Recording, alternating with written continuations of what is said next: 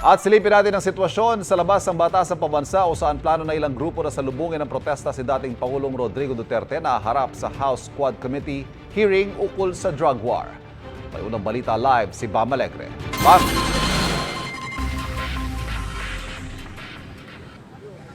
Ivan, ngayong umaga, nagtipon dito yung estimated 130 na mga kaanak ng mga naging biktima ng extrajudicial killings dito sa iba't ibang lugar ng Quezon City, Payatas, Barangay Holy Spirit, Camarin at magtitipon sila ngayong umaga rito sa pangunguna ng Diocese of Novaliches at sila ay pa-participate dito sa may Quadcom today dahil nabalitaan nila na pupunta nga ang dating Pangulong Rodrigo Duterte. At around 9 a.m. ay magsasagawa rin sila ng misa sa loob.